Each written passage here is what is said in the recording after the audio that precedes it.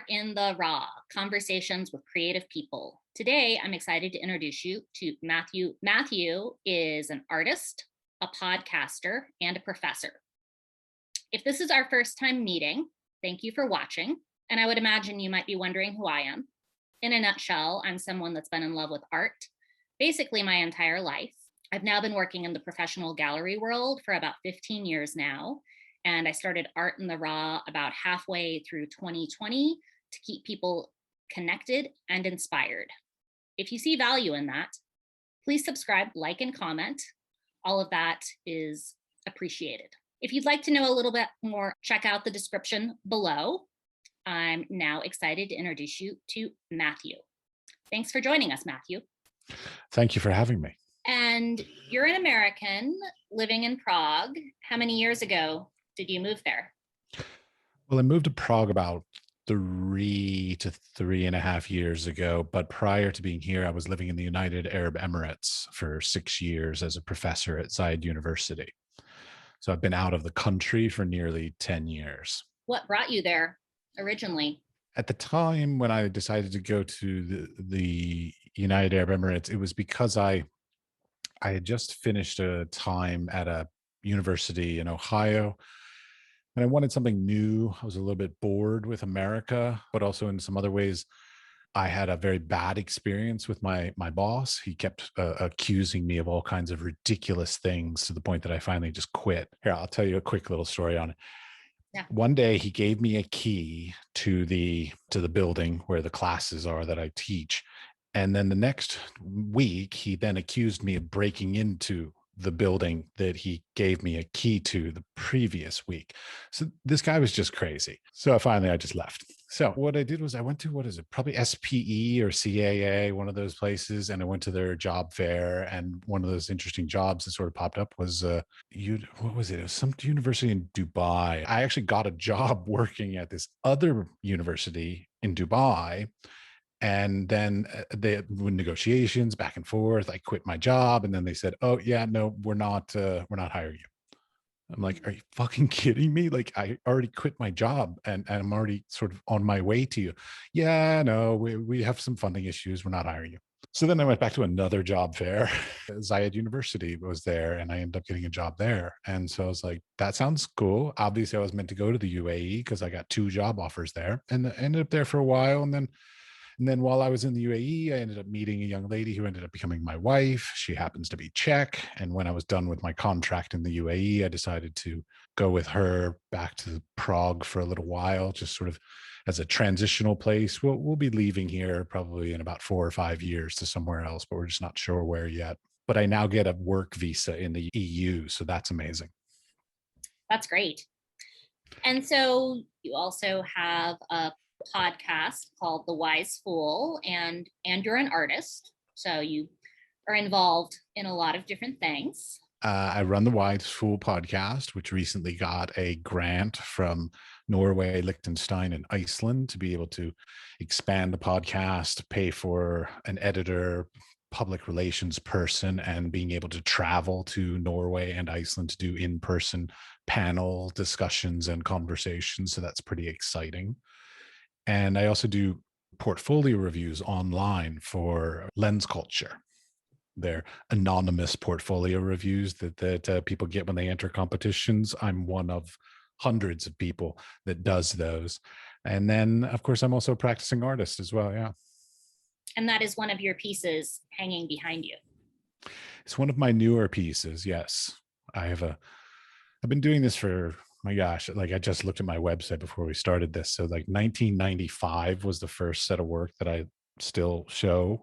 So what does that put? 30 years now?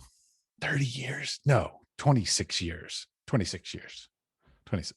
I'm not great at math, but something like that. It's 26. Yeah, 30 sounds horrible. 26 sounds better. So as I understand it, your father was a painter and your mother was an interior designer. See, I always put down interior designer and she gets angry with me. She was an interior decorator. Okay. I know, I understand the difference, but I don't really see the difference. But yeah, well, my father got his undergraduate in art. And so he did painting and printmaking and things like this when he was in school. He then went on to be a minister for his career. And then at closer to retirement era, he got back into painting, and he now does Russian 13th and 14th century Byzantine icons. And he teaches it as well. What, if any, influence did they have on you? My parents are both very creative in their own ways, for sure. My mother is a bit more about sort of aesthetics and sort of making things pretty and beautiful. And whereas my dad was a bit more of the sort of hands-on, like doing the work. Like when I was a kid, I remember we used to go on church retreats to this place called Claggett, and every year they would create a new silk screen T-shirt, and so every parishioner got to sit there and hand silk screen their own T-shirt. So like I grew up around just creative expression. I mean, my father he designed his own robes. And then actually sewed them himself. He also did needlepoint. So he actually needlepointed every single kneeler in the entire church. It's like 250 kneelers. It's ridiculous. Wow. Yeah, well, he came up with the designs. Every one of them is a unique design, and hand needlepointed every single one of them. And then he also did like banners. And so he still used a lot of his creative ideas throughout his career, even though he was a minister, but he figured out a way to still, excite himself. And of course he plays music, which always infuriated me because I'm completely tone deaf. So but he can sit down with any instrument and in like 10 minutes be playing masterfully, and it drives me batty. I remember they installed an organ, a full like church organ, the pipes and everything. My dad, he's like, I've never played an organ before, and he just sits down at it and just like blah, blah, blah, starts playing beautifully. And I'm just like, you've never played one of these before in your life. You just sit down and you figure it out magically. I tried to play instruments at one point. I did violin. I was horrible. I did drums in a band. We were horrible and I was horrible. So like, yeah, I can't even keep rhythm, much less sing. Bad. Not my thing. So you said your father designed his robes he wore as a minister? They were beautiful. I loved them. Had a number of great and great great aunts that were nuns, and a lot of them were artists as well. And one of them was a stained glass artist. There are these stories of people, I don't know, to use the bathroom or whatever at 4:00 in the morning, and they'd find her up on the scaffolding working on the stained glass. I'm sure it's a good time of day. Well, it's not too hot. So like, yeah, it seems legit. I would do that. I just love imagining that. I would see it full in the whole like flying nun outfit as well. Get even better. So how old were you when you started making art? Yeah, I mean, I was always around it. I mean, I remember my parents still have a drawing that I did when I was in second grade that won first prize in the drawing competition. I mean, if you're talking properly, sort of putting effort into it, it would be college or early college. One of the deals I had with my family is that they would pay for college as long as I got a 4-year college degree. So I was not allowed to go to an art school or any kind of place like that. So I had to go to like some place with a legitimate university style degree. So I had to choose something that I could do. And so I went and I started studying psychology. And I thoroughly enjoyed psychology, love psychology. There was a class, it was the history of assassinations. Wow. So much fun. Oh my gosh. Our final project was we had to assassinate somebody else in the class. But yeah. So what happened is then I got kicked out of my first college, and because of a whole series of unfortunate events, all of my own doing, involving lots of alcohol and some other stories that are just utterly ridiculous. But anyways, so I got kicked out of that school, got kicked out of the county for that matter, and the city. That's impressive. I know. It really is. I mean, I even got kicked out of a fraternity, just to tell you how bad it was. You got kicked out of the town, and yeah, I did. I got kicked out of the town. So I ended up going to a different school. And I showed up at that other school, University of Iowa, with the intention of being a Native American studies major, because I had been studying with a Cherokee shaman, and I'd been doing all this other kinds of stuff around that. And I literally transferred schools, moved all the way to the University of Iowa, got out to the University of Iowa, sat down in my administrator's office or my advisor's office.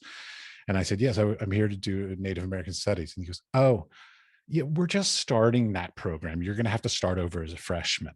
And I'm like, I'm a junior. I can't start over as a freshman. Yeah. And and I was like, fuck it, just make me an art major. Which is That's how maybe what you wanted to begin with. probably what I wanted to begin with for sure. Yeah. I mean, I at Elon College, which is the one I got kicked out of, like I took some classes with there was this great teacher there. Oh my gosh, this guy was batshit crazy. So much fun. He wore poofy pirate shirts. And Nice. things, yeah, oh no, and I found him recently on Facebook. He still wears these poofy pirate shirts.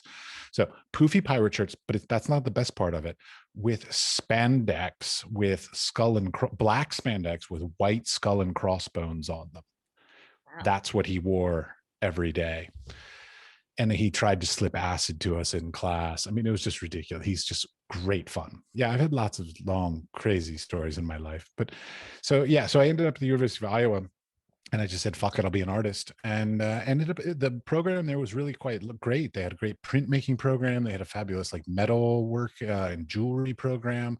I ended up going into photography. And then photography is kind of one of your primary mediums, but you take it to more of a multimedia realm from what I've seen. Well, pretty much actually, I'd say since I left the United States. So when I got to the United Arab Emirates, this is what I came to. I was out doing some photo shoots. I was coming back from the photo shoots and I was like, my God, I'm putting so much work and effort into constructing this beautiful image. And then I just put it on a piece of paper and done. I sort of thought like, well, but what else can I do with that? Like, so I started to think like, how could I build something and then sort of erase from it, like deconstruct it and then sort of make something new from it again. And so that's where it all sort of started. It was like, I wanted to make something and then it's like from Fight Club. I wanted to, destroy something beautiful kind of thing. Like, so I wanted to like make something and then destroy it and then make it. And then, from whatever's left from it to then make something new. So it was a lot of sort of interactive sort of playing of like to removing and adding and removing and adding. It all started with the idea of, because I had the access to beautiful hot press, Epson paper, that stuff's just like velvety. I love it. But it was this beautiful paper. And I was like, okay, it's gorgeous, but it's incredibly precious. And so I started with sanding. So I literally like took an orbital sander and started sanding away the image. But the paper was thick enough that the paper could still handle it. So like the paper was still solid, but the image was starting to be removed from it. And so it started there. And then I started saying, well, but now I want to add something else. So then I started putting some painting into it, some encaustic, some gold leaves, some silver leaf, all these kinds of different things, as you can see in the background here. It came from that sort of idea of constructing versus deconstructing, building something up, taking something away. In this very digital world, I would imagine just being able to return photography to more of a tactile medium would feel good. Certainly. For lack of a better way of explaining it, I'll say I'm kind of bored with photography. It's so prevalent. Anybody can take pretty good looking photo. It no longer takes a professional to take a good quality photo. Well, when I was a kid, most people couldn't afford a camera, and then if they had one, they couldn't take quality pictures with it because they didn't have a great camera. But these days, like it's pretty easy to take a pretty good photo. Basically, I just felt that I didn't know what else I could add to that for like that conversation. And so in the piece behind you, to me, I almost get the feel that it's almost an origami piece that was unfolded. It I don't know. is. It is. Okay. Having a conversation with a colleague of mine in the United Arab Emirates, and we were talking about paper. She was a printmaking professor. So we were talking about the nature of paper. And I was sanding into paper to sort of distress it or remove stuff from it. And she brought up the idea. She said, like, well, why don't you scar the paper? And then we got to talking about it. And basically the idea is like, once you take any piece of paper and you put a fold in it, that fold will never go away. It is literally in that paper for the rest of its existence. No matter how much you flatten it or press it or anything like that, there will always be that line. That idea that she gave me, so full credit to Karen for that she gave me, was that basically the idea that like folds in paper create these long-lasting scars that sort of never go away, and they just become part of the identity of that piece of paper. The idea behind this is that there's experiences we have throughout our lives, good, bad, whatever, just experiences. I use the word scar, which has a negative connotation, but influence who you become and things like this. So the idea was to take the lines of the figure in this one, and so they're all aligned with some part of the body or the clothing or whatever, that are sort of things that bisect and dissect the figure. So saying like they got split here, or there was a change here, or an experience there. For a moment, it almost looked like that the paper was actually cut and kind of stitched. No, this one has silver going down the sort of diagonal of it. But then I also, if you can see it now, I think I'm looking at the video here, you can sort of see, I also play with the surface. So parts of it are high gloss, parts of it are matte finished. Mm-hmm. And then like these things, like what I've started doing is I also like add layers of tissue paper. A lot of my work is sort of like deep psychological shit on my own problems. When you were a kid, you were this certain person, and then you have a series of experiences in your life, good, bad, whatever. And you start sort of, your personality starts being redefined, your outlook on life, your dreams, your hopes, they change and adjust as you have experiences. So the idea of the layering is so like parts of your personality get more subdued and other parts sort of come out a little bit more. And so like the layers that I put deeper and thicker are parts that have been sort of more hidden and more recessed as more experiences occur, versus the parts that are thinner and still more prevalent, because those are the parts that are still resounding in the person. So that's the idea of what you're seeing back here. So now you got all of it. You got the lines and the layers. Then the metal that I put onto them is actually partly because of it's sort of how much do you want to show the world and how much do you want to keep hidden kind of thing. And so I try to add an element of a metal in there somewhere to be an armor or a protection, saying like, this I don't want you to know, this is hidden. It doesn't always have to be big or prominent, but like there's always something that people aren't going to get to know, even if it's tiny in there. Correct, because that's true about all of us. Absolutely. And this might be a trade secret. Are those gel mediums that you're using? I have no trade secrets. I literally just had this discussion with my wife yesterday, but like, yeah, no, I will tell you every technique I do, because no matter what, even if I tell you absolutely everything, you will never make the same work I make. So I am not a fond believer of like keep secrets in the arts world. Even though I just had a conversation with an intellectual property lawyer, and it probably should start to keeping more secrets from what he taught me about intellectual property. But yeah, I'm using varnishes, gel mediums, these kinds of things, because I find the gel medium, well, varnishes are great to create that adhesive between tissue paper layers. Gel mediums end up becoming a bit too dense. Like, so it gets a little too much, even if I use a thin one. But I'm doing some other work now, some newer stuff, that I'm actually using these like super heavy, extra thick gel mediums and creating three-dimensionality, so that these folds and these triangles and stuff are physically coming off of the print, to the point that they start getting too heavy and start like they start tearing the paper because the gel medium was so heavy. But yeah, I'm really trying to take all the concepts and the ideas and sort of try and push them beyond just the photograph, because I also had the dumb luck. I've said this before, so I can say it again.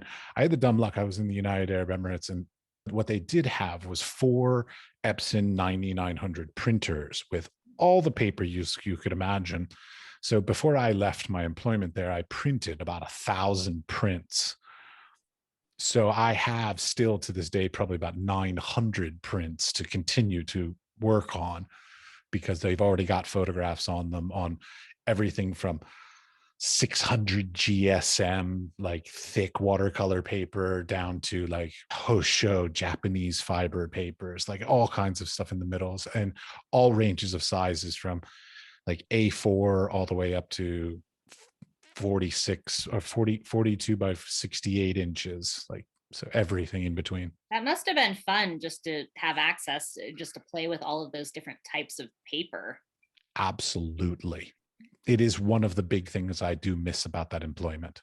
Yeah. And the amount I learned from it too, because like I intentionally made so many mistakes that like I learned all about ICC profiles, how to do them, how to adjust for them. Like, so on the one hand, I'm sounding like very like handsy and like, getting my hands dirty and all this, but I also love technical stuff as well. So Mhm. there is a balance to that. If you don't have a consistent printer with a consistent ink, with a calibrated monitor, with the same software, all these kinds, and then even consistent paper, because like a different box of paper, even today with digital, can make a difference, or roll of paper, whatever. So yeah, I mean, all these kinds of things being a professor has its benefits, and that's one of them is the access to sort of consistent equipment and a large volume of it. Digital has become predominant and it's opened up a lot of interesting possibilities. But honestly, yeah, one of my favorite things that has stemmed from that is the variety of papers. I love papers. And you had an episode on Y School with someone that made papers, I believe. 2 episodes Two from episodes. Tatiana from Dudene and Tom Balbo from the Cleveland Morgan Conservatory. I'll have to watch the other one. They're very much about like using paper as an artistic medium in and of itself. Like, so it's Mhm. not paper that you then put something onto or do something with, but like the paper, the pulp and the structure itself is the artistic medium. It's really lovely. Dudene, which is a paper place in New York City, they do full up to like three-dimensional sculptural paper products.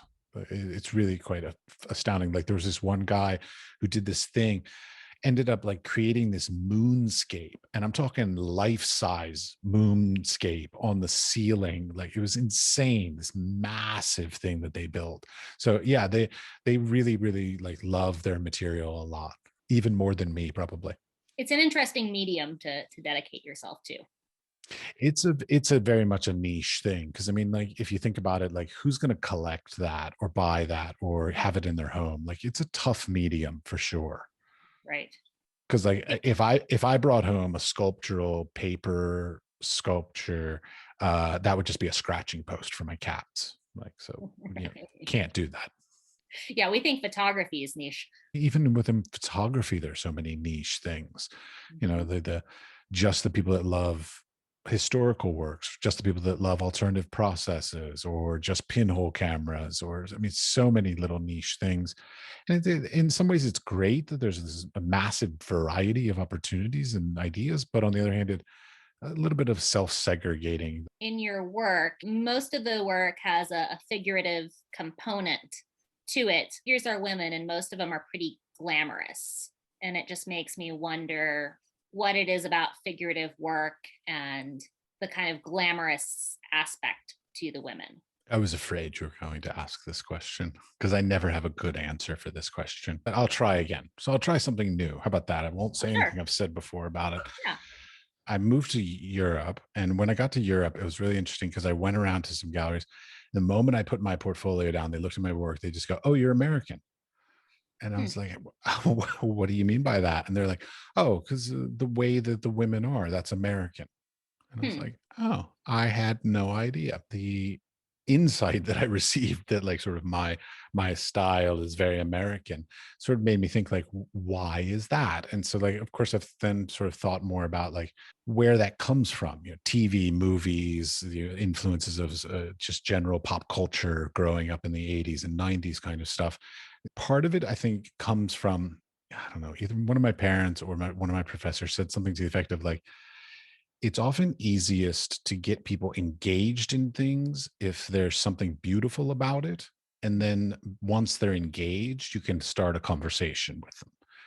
But like, if there's not something engaging in it, I use the word beautiful, but like, so if there's not something visually compelling that draws somebody in, then they just don't even give a shit what you have to say, because they're just not drawn in. So at a young age, I sort of latched onto the idea of using female figures as a way to engage people. So like, for positive or negative at this point in my career, some people engage in it as like, "Oh, you're a misogynist, you're a sexist, all this." Okay, maybe, I don't know, but it still starts the conversation. So like, whether they appreciate the beauty of these women, or whether they are upset about the misogynistic or sexist undertones of it, Either way, they're engaging in the conversation. And that's kind of what I'm hoping for. Thinking about artwork when I was in school, I always thought of art as, would somebody want to have this in their home? Not, would this look beautiful in a museum? A museum, don't get me wrong, highest form of flattery to be in a museum or part of a museum collection, no question. But if somebody chooses to purchase a piece and put it in their home and live with it their entire lives and see it every day, and not only that, but then potentially even pass it on to their children or their children's children and so on, that to me is one of the highest forms of flattery. Even better yet, I even have a thing that I say, if somebody wants to put my artwork in their bathroom, best place in the whole house, because Sure.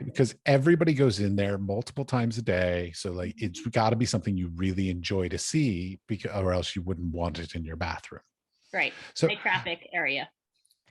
right, but so like I come from that idea that when I produce things, I want them to have a sense of beauty, to the point so that there is an element that people would appreciate in their daily lives, in their home, and then beyond that, again, have some additional conversation underlying that. I'm very much into people engaging in my art instead of just seeing it at an exhibition or at a museum. I like it when people live with it. I like it when lots of people have them as well. Like, I don't like the sort of elitist idea that only a few people have the right to own my work.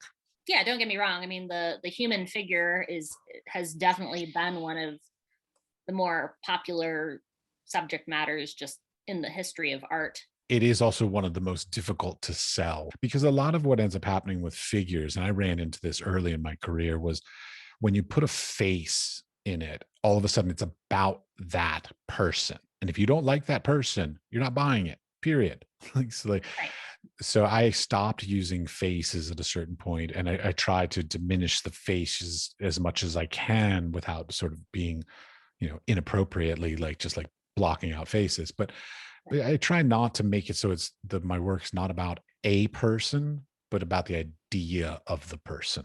I've definitely found that to be true in selling artwork. Is there's kind of this, well, who is this person and why do I want a photograph of them in my living room?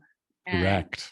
and I will say, of your recent pieces, the pieces more like the one that is hanging behind you are of my favorites. There's a few that have a little more of the face, make the figure a little more identifiable. I prefer this direction. That's just me. And I'm leaning that way already. So yeah, it's going that way. And it's an interesting thing, because like, even because we had this discussion too about like artist statements and titles and stuff like this. I had a piece that I titled Beatrice. And I had this young lady who came in. She's like, I love this piece. I want to buy it. Didn't even care what the price was. She was like, I want to buy it. I'm like, great, sold. And then after having agreed to buy it, she looked at the title and she's like, Beatrice. I have an old friend that I hate named Beatrice. I don't Mm, want this work anymore. And literally just said, I don't want to buy it anymore because of my title. So wow. loved the work. The title was so off putting that I lost the sale. Did you say I have another one called Allison?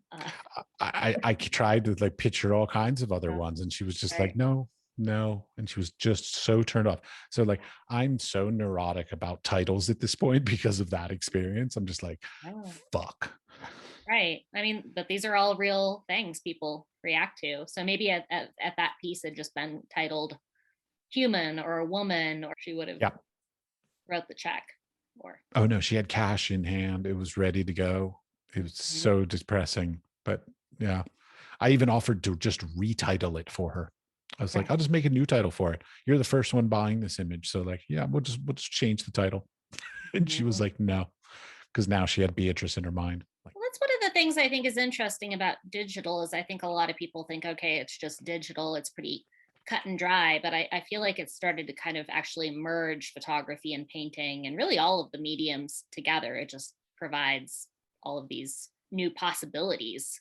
the opportunity of being a professor, so having some resources available to me, and the sort of interest in digital changes that were happening at that time made it very interesting, because there was also a series of work that I was doing at the time where I went out with a 4x5 camera and I shot on 4x5. Then I took that high resolution, that high quality negative, made a super high quality scan. It was like terabytes in size, massive scan.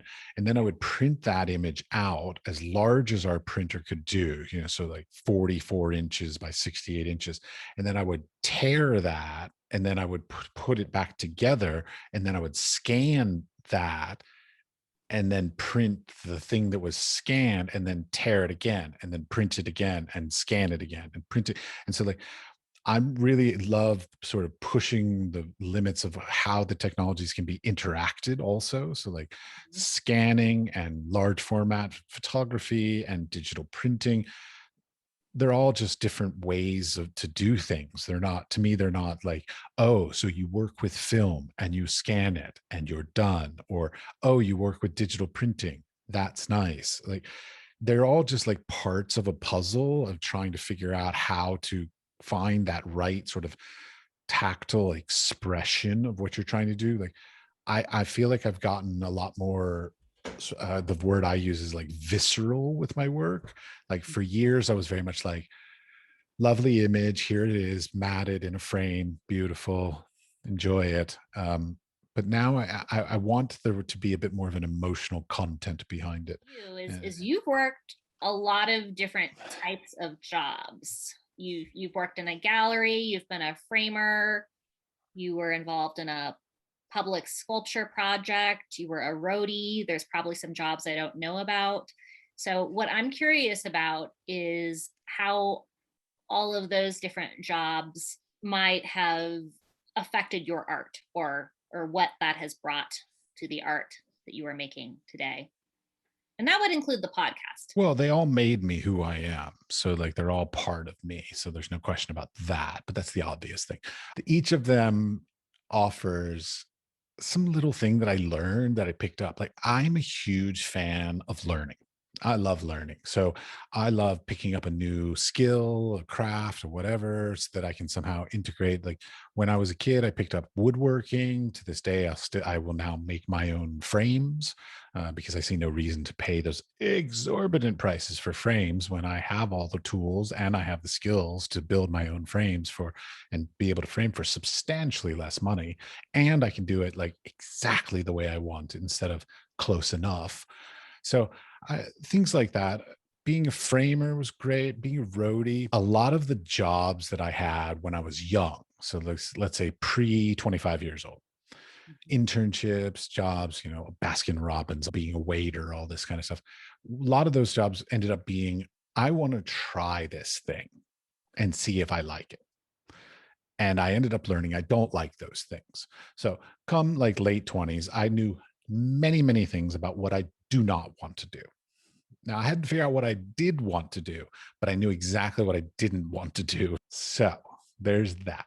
But I always knew I was going to end up being a teacher. So I'm going to say I was about 20 years old and I had a car accident that was ridiculous car accident that like ended up driving my Isuzu Trooper off of a cliff and didn't get a scratch on me.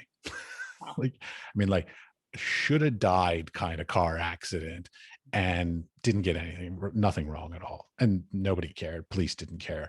Like they were just like, oh, you fell asleep at the wheel. Fine. Like, so, like no charges or anything. Nobody else got hurt. And in that same summer, I had a guy die in my arms. I had a very traumatic summer that year. A girlfriend had an abortion. My uncle passed away of HIV. This is, late 80s, early 90s. So it was a very traumatic time, all sort of in one short span of time. But like I felt that my calling was to be some sort of a helpful person to help other people go through difficult times. And the way that I thought it was to be a teacher. I always knew I was going to come to teaching no matter what. So a lot of those jobs were just jobs to get me through with the intention of, basically finishing up my master's and getting to teaching. And so a lot of those jobs, like being a roadie, was a magnificent job for being in school because I scheduled my classes. So I had classes on Monday, Tuesday, and Wednesday. So then I could tour Thursday, Friday, Saturday, Sunday, and then come back to class on Monday. So it was absolutely perfect job. I made a ton of money, cash, partied with rock stars, and then came back to class on Monday morning. So like great fun, fabulous job to hold, during that time. And then later as time went on, I got to the running a public sculpture program. And that was sort of when I started the idea of running a nonprofit, which I did horribly. I was so bad at it. And I learned that I should have listened to people at an earlier time, because a lot of the things people told me when I started a nonprofit, I was like, I don't have to do it like that. And 10 years later, I was like, fuck, I wish I had done it like that. So like just listening a little bit more. I was a very arrogant, egotistical young man for many years. And part of like being a teacher and part of the podcast even is a bit of a mea culpa, a little bit, sort of saying like, hey, I am the cause of a lot of the difficulty in my career. So like, I'm not pointing fingers at anybody else saying like, you didn't offer me an opportunity. No, I was an arrogant little shit and it's my fault, but I'd like to try and get a second chance. Let's try again. So now that I'm in Europe, I sort of thought I'd try and give it another try. Burned a few bridges in America, but I'm not there anymore. So maybe I can try and do a better job here in Europe. So that's part of what led me to doing this. And you've at this point recorded over 160 podcasts. I've recorded 180, but they just Okay, haven't gotten well, out yet. I hear you. There are about, I think, 100. You uploaded 166 as today. 166, and you've had a wide variety of guests from gallerists to makers of all kinds, and I would imagine you've learned a lot by having all of those conversations. And I'm wondering if there's anything that you found particularly surprising from any of that, or kind of one thing you've taken away. So many. I mean, part of the idea of the podcast and part of the idea of choosing to talk to so many different people instead of just saying, I'm only going to talk to artists or I'm only going to talk to curators, is that there's a interconnected commonality between everybody that works in the arts industry. So whether you're talking to a museum director or an art fair director or an artist or a gallerist or curator, whatever, or an academic, there is some common things that there's little Venn diagram overlaps that bring it together. And so no matter how disparate their little niche part of the arts industry is, there is almost always some commonality. And that's what I'm absolutely fascinated with. Like, to me, it's the overlaps, the little Venn diagram overlaps. It's like putting a puzzle together. So like, if I hear somebody say one thing, if I hear a museum director say one thing, that's interesting. But then if a curator says the same thing, and then an artist says something almost the same, I'm like, okay, I've now heard it 3 times. There's something to that. So there are lots of little tiny things like that I keep sort of picking up on. I mean, being selfish and self-centered in some ways, the thing that I realized very quickly, like within the first 15 episodes, I was like, oh, the way I fucked up my art career was I kept moving. I always thought it was a great thing. I'm like, oh, I'm going to be worldly. I'm going to travel. I'm going to live in different places. I'm going to have all kinds of life experiences. And in the end, what it was I just kept leaving all of my networks. So I would build a network and then leave, and then have to start again from scratch and build another network and then leave. And so I would never was in any one place long enough to truly build a network, because I kept leaving my networks and not keeping in touch. That's another problem. Keeping in touch, very important part of the industry. I am so bad at it, probably as a pure antagonistic thing towards my mother, because my mother was always like, oh, be sure to write a thank you note for every gift that you got. There are things in the art world that I'm not going to say they're secrets or they're not known, but in my podcast and some other podcasts I've heard around, people are starting to talk about some of these things. And they're things that in the old days, they would not tell you. So your professors would not tell you, galleries, they knew it, but they would not tell you this thing, whatever it was. And you had to spend decades in the industry before you suddenly would be like, oh, that's how that worked. Like, see, why didn't you tell me that 20 years ago?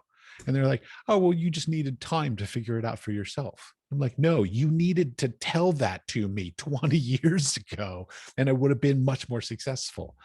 And so, like, some things in this industry just take time because either you're not hearing them or you're not ready to hear them. Like, I wish I could have gone back. I would have kept closer contact with some of my professors. I would have applied for more residencies and more grants earlier in my career, because the entire granting residency system is a little bit of a self-fulfilling prophecy kind of a system. Like, grants lead to more grants, residencies lead to more residencies, grants and residencies connect you with curators lead you to exhibitions and galleries. And so, like, that's the system. Like, you got to get in there. And I didn't. I was focused on trying to be a professor. And so I went down that path, which I thought being a professor was a full-time job, which it was when I got out of school 20 years ago. However, now it is a substantially less opportune industry, let's say. So there's a lot of issues with that kind of stuff. Like, there's so much change going on. The ways that we thought it worked, it doesn't work anymore. And the ways we are thinking it will be working will not be true. Especially now with the pandemic and all the changes that are happening in the industry this way. So there's lots that I've learned personally. So the other thing I'm curious about is, when you first started the podcast, has your intention changed? So maybe you started out episode 1, this is my goal, and now you're at episode 160 something. Has that changed? Absolutely changed. Totally changed. When I went into the first ones, I remember I literally had a script, like a series of questions that I typed out and put lots of thought into. I did it on a whiteboard and like condensed questions. Like, these 2 questions, those are basically the same question. I can just do this one question. And I had like a different set of questions. These are for gallerists. These are for artists. These are for curators. Like, so they had like different ideas behind them. And I realized very quickly that was an interview. That was not a conversation. It was very one-sided. I came in there wanting something from them, and a lot of times they didn't have an answer for it. So I was like, oh, like, conversation done. Fuck. Right. So there was that. And then in the beginning, I actually made up I didn't make it up. I shouldn't say made it up, but I kind of made it up. This sort of arbitrary thing that it said that I want to get an exhibition of a piece of my artwork in the Museum of Modern Art in New York City. That's my goal. That's the goal of the podcast. If the podcast and the knowledge gained through the experience of doing the podcast is able to get me to have a piece of my art on exhibition in the Museum of Modern Art in New York, then I've learned something. Like, it's been successful. Yeah, I kind of realized that, like, that's just politics. Like, I even had somebody tell me point blank on the podcast. They said, well, it's really easy to get your work in the Museum of Modern Art. What you do is you go to the Museum of Modern Art, find out who's on the board of trustees, find the youngest person on the board of trustees, find a way to get to that person through either a gallery or a curator so that they will purchase a piece of your artwork. Once they have a piece of their artwork, of your artwork in their collection, they will then turn around and encourage the museum to then do an exhibition with your work, because it will increase the value of the work that they now have in their collection. Done. And I was like, fuck, that's it. So like, and none of it has to do anything with quality work or merit or great ideas or anything like that. It's just politics. So kind of gave up on that. I actually went back and listened to episode 3 of your podcast yesterday. Two dealers out of Prague. Prague Artworks, yes. Going back. Well, yeah, what did this podcast sound like? What does it sound like now? Yeah, that was back when I still had a script. I had a set of questions at that particular one. I remember that very clearly. I would like to think it hasn't changed that much. The intention of the podcast, the outcome, the final result that the listeners get from it, I think it's evolved a little bit in time. Not too much, because I mean, basically, I'm still a teacher, and this has always been sort of a way for me to be able to teach Mhm. by listening. Right. So like I get to be the stupid person asking dumb questions of very intelligent people. They then offer their pearls of wisdom, and then by proxy, the listener of the podcast learns those pearls of wisdom because I asked a stupid question that they like. A lot of people wanted to ask that stupid question but generally we don't have access to these people to ask them these stupid questions. So the podcast becomes a vehicle through which I get access to people with knowledge and wisdom and expertise in order to ask them really stupid questions that we all want to ask, but are generally either too shy or don't have access to them. Well, yeah, I would say not having access is a huge thing. And this has given me a huge amount of access to people that like would never have given me the time of day prior to having a podcast. There's a number of questions that I like to ask all of my guests, and one of them is about music, and that would relate to favorite music and favorite shows you've been to. You've worked as a roadie, so I feel like you have some particularly good stories in this category.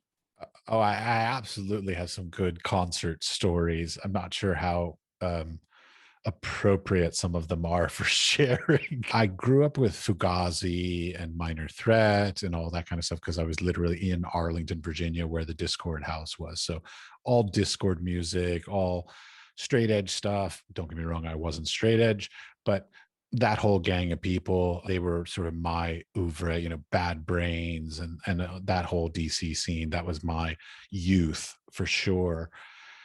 Then I worked at a college radio station, so then I sort of got into a little bit more wider breadth of alternative stuff. I did an entire radio show of just nothing but B-sides because I had a nice collection of stuff, so all I did was play B-sides. So then I got into like Mighty Mighty Boss Tones and a lot of ska, and of course I was also doing a lot of drugs, so there was 808 State, going to raves. Enya's Caribbean Blue was one of our great stoner albums to sit and listen to. But so was Lenny Kravitz when his first album came out. That was a great one. But then I've been into world music. I mean, I'm a huge fan of the Kodo Drummers. I've seen them in concert 3 times. I've seen the drummers of Burundi. I love a good drum. Good indigenous drum is really quite impressive. And then people like Essie Rogi from Sierra Leone is an amazing guitarist and lyricist. Really big fan. He's got this great album, Dead Men Don't Smoke Marijuana, which I thought was really quite lovely, especially because the way I got it was my aunt gave it to me at Christmas. So I'm sitting there around the entire family, extended family, parents, grandparents, cousins, and my aunt gives me this CD called Dead Men Don't Smoke Marijuana. And I'm like, thanks. But in my old age now, I've sort of grown into a lot more jazz. Actually, is where I am now. But I use jazz. It's not that like I love jazz. It's that I use jazz. I found jazz to be this beautiful thing to help me be creative, especially when I'm writing and doing other things. The sort of the free form, the rhythms, and the lack of lyrics. I don't love jazz with lyrics. Wayne Shorter is a great one. Danny Gatton I'm a big fan of his guitar work. I mean, yeah, I love the standards, Miles Davis and all those gang too. Mingus and the Monk and all that. But I would probably say, yeah, I'm probably still a bit more on the standards, but I also love Medeski, Martin, and Wood, who I've listened to for decades. I saw them first when I was, God, 20 years old. And they were opening up for a band. They weren't even the headliners back then. So my musical taste range greatly, and I would say primarily right now, I'm either doing throwbacks to the 80s and 90s, sort of listening to like a little bit of nostalgia, or jazz. I feel like there's been a lot more throwbacks in this past year where everything's been a little shut down and No, I started doing that before the lockdown because my wife has very different musical tastes than I do, but the one thing we can agree on is 80s and 90s alternative slash slightly poppy kind of stuff. We can both be down with that. So And you yeah. might have experienced some of that music in different times, would you say? Like maybe it came to Prague a little late, like some of the American music came to Prague a little bit later. Correct. Yeah. So like what was there at my youth was more a little later in her life. So it works because it's something that we both appreciate, even though we appreciate it for different reasons from different times in our lives. But yeah, like she doesn't love Rage Against the Machine and Fugazi, which like I'll, blast out while I'm driving the car or whatever. Sure. And I don't appreciate a lot of her newer musical tastes. But as I said, 80s and 90s is something that we can sort of both agree on. It's what when we work around the house or whatever, we'll both play that music. And so that's sort of made its way back into my thing. It's really funny because a lot of people say like, oh, why don't older people keep up with musical trends? And I'm like, no, I stopped listening to new music around 2000. So like that's it. Like all my musical loves are pretty much pre 2000 because 2000 is when I quit my job as a roadie. And so it pretty much like all my musical influences stopped there. I haven't really meant to do that, but I can relate.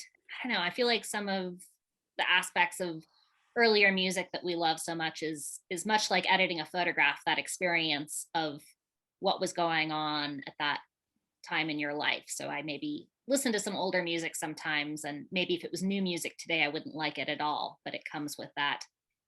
Yeah, we don't have the hormones, we don't have the emotions, we don't have the drama to associate with it. Like I can't relate to a beautiful song with its emotional gravitas and its meaning and its implications the way that I could when I was a very emotional younger kid learning things or having first loves or first losses or whatever. And I could be, oh, this song is my pain, like these Right. days I'm like, whatever, we just broke up, fuck off. Right. And I'm not going to relate to what like Billie Eilish or anything like that to bond with. So I would still go back to those earlier ones. So yeah, I'm very much a 80s and 90s, but again, pretty alternative stuff. Husker Du, all that kind of jazz. So funny. I'm sitting here in my Rolodex, sort of flipping through my 7-inch records, trying to think of all the different music I was listening to. Ska, lots of ska in high school. Loved ska, big fan. Really, really simple to play, but really fun, great fun stuff. Like I remember going to, you asked about concerts. I remember going to the Super Bowl of ska that was on Super Bowl Sunday at the 930 Club. It was like 10 ska bands just playing back to back to back all day in this little tiny club. And it got so hot and sweaty in there that literally all the sweat had gone up to the ceiling and it condensed and was dripping back onto us. Wow. Yeah, it was a good show. I was going to say, I'm sure at the time that was amazing. Now it's kind of like, that sounds. Well, I'd be more concerned about like my phone getting damaged at this point. Yeah, so like I couldn't do it anymore. But yeah, Mighty Mighty Boss Tones highlight was the headliners for that. That was a good show. Mhm. Yeah, I mean, wow, yeah, good best concerts. Whew, that's so many stories. I had a conversation with someone recently about the difference between seeing a concert in, say, an amphitheater versus a little bar, being at a concert where you're in the back versus the front row. Was almost always at the front. I was a roadie. I was backstage most of the time, so I didn't have to deal with crowds. So there was no front of crowd, back of crowd, which was lovely. First thing, when you say memorable, the first thing that popped in my head, actually, I was in, let's see, I was probably 18 years old, and I was in London doing a study abroad, and Toad the Wet Sprocket I found out was playing, and I was a fan. I enjoyed their one album. Don't love the rest of their stuff, but the album Fear was a really good album.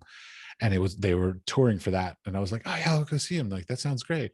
And none of my friends would go with me. And because nobody understood what Toad the Wet Sprocket meant and why it was a good band. And anyways, so I was like, fuck it, I'll go by myself. So I went by myself and I showed up at this place that I thought was a concert venue because this was an American band, had a successful thing. And I'm like, okay, it's going to be a concert. And it was a pub. And there was maybe 25 people there. And I was just like, oh, fuck yeah, this is gonna be great. So I ended up sitting there, and I even brought one of my 7-inch records from that album, and the whole band ended up signing it. But like I got to stand right in the front, no, not crowded at all, and literally just like stare into the eyes of them while they're performing all this stuff because they're right there. And then when the concert was done, they just walked away from their instruments and just walked over to the bar. And so just literally like 3 steps over to the bar. So I just walked over. Glenn, how's it going? Hey, love to meet you. Ended up sitting there all night, just chatting away with these guys. Super sweet guys. Loved them very much. They're very nice. So little experiences like that are sort of fun. I mean, then there's the flip side of them where like I taught the singer for Sam I Am, punk rock band out of Philadelphia. They'd been on the road for like 5 days with 0 sleep. So I taught them how to do cocaine. Like that was kind of like, I taught a rock star how to do cocaine. That's pretty cool. That's one for the resume. Absolutely. I was Mhm. at Soul Coughing playing at the Patriot Center in Washington, D.C. And it was this huge festival-y kind of thing in this big center. And the guys for Soul Coughing, we'd worked with them before, so we knew them. So me and my friend Q, we went out and we prepared with a bunch of pots. We were like, all right, let's get, we'll take the guys the pot that we know they like because they've been around recently. So we show up and it's like a locker rooms, because this is like a sports arena that they're doing a concert in. And so we're in the locker room and we're like, hey, here's some good pot. And they were like, oh, thanks. Hey, here, let's smoke up. And we're like, not sure we should do it in the locker room. And they're like, oh, no, it's fine. Don't worry about it. So we're like, okay. So we sit there and we start smoking. All of a sudden, this fire alarm goes off. and and we're like, I wonder if we're the ones setting the fire alarm off. Is there an actual fire or Yeah, is there an actual you? fire, or is it just us that just set the fire alarm? So anyways, so slowly but surely we work our way out and we go out into the hallway. And who was it? It was the girl from Hole. What's her name? Courtney Love? Courtney Love. Yeah. She's like, what the fuck's going on? What's do we actually have to leave? She's like throwing a hissy fit, and we're all just like, uh, We're not sure. uh, I'm really stoned. I have no idea. And so it ended up that because of our little fire alarm problem, they actually had to like clear out the whole venue and Oh, wow. do all the like shut down the whole concert and everything. And we're all just sitting out on, like, me and Sebastian and Mike Dowdy and all the band are all just sitting out on the little grassy area, just like, hi, how's it going? Don't know what happened. So So it was you. There wasn't oh, a it totally was us. Yeah. oh, We smoked way too much because these little locker rooms, they don't have windows or ventilation. So like it sure. was just like it was just smoke and it just set off the fire alarm. So yeah, that we were very bad at that. But for anybody who's listening, you want to maybe go outside. I highly recommend not smoking large amounts of marijuana with many people in enclosed spaces. That it doesn't matter if there's fire alarms in there or not. Bad idea. There's this one great story, but I truly think it's inappropriate, so I'm really not going to tell it. My favorite story, though, was one of the stories that sort of led me down the path, I guess, of my life in many ways. So this night, it was me, Quentin, and Enrique, and cousin Mike. He's not my cousin. We just called him Cousin Mike. And we were working the Tricky concert. It was back when Tricky was a thing. And he had done some song about dressing in drag. So we decided when we were going to work his concert as roadies that we would dress in drag. So I put on this beautiful V-neck, Richard Simmons, sort of like large stripes kind of thing. It was a skin tight, sleeveless piece with a deep V-neck. I'm very hairy, so like chest hair everywhere. I had a beard and like a Jesus hair looking, like shoulder length hair. And it was skin tight down and then it flared out at the bottom, all made sort of a stretchy spandex materials. So we all dressed in drag, did the concert. Tricky was like, love the guys dressed in drag, so we were like, that's us. Like there was anybody else dressed in drag. But, Right. and then afterwards we went out partying with Tricky. So he's like, hey, what's going on afterwards? So we ended up going to this after hour party. Now I didn't even know these places existed. This is an actual nightclub that opens at 2 a.m. Mhm. And like when we had to walk down a back alley and then go around a corner, knock on a door, give a password. I mean, like full on cloak and dagger bullshit. Get inside. There's like lines of cocaine all over the counters. Like, I mean, it's just full on after hours drug debauchery, like insane, naked people everywhere, sex, all kinds of play. It was great fun. So much fun. Anyways, that's not the point. Point is, at the end of that, at about 6 a.m., when we were all done with it, we were still in drag, totally, stayed up all night, cocaine out of our mind. And we're sitting out in the front of the little neighborhood out on the street. And this is in Washington, D.C. It was the Cadillac Club. That was the name of this after hours club. It doesn't exist anymore, I'm sure. I hope. But and we're sitting there, we're still in drag, and we're watching all these people in business suits walk by. And so they're carrying their briefcases, walking by in business, and they just look so sad. They're just like, oh, another day at work. I just dragged myself to jail. And then we just look at each other and we're like, look at our life. We just partied all night at an after hours party with Tricky in drag while we were getting paid to do that because we're roadies. Right? Why would I ever want to do that? And so that sort of led me down a little bit of a path of like, I will do almost any job as long as I enjoy doing it. The last thing I want to do is be that person walking down the street that is depressed to be going to work. I don't Right. want to do that. That is the amazing thing about the life of a creative person is maybe you work your way around that. How do you live your life and make a paycheck without doing that? Yeah, I mean, I may never be rich and famous or powerful or other things that a lot of those people are looking to achieve in their lives. But you know what? I'm going to be happy. I'm going to enjoy what I do.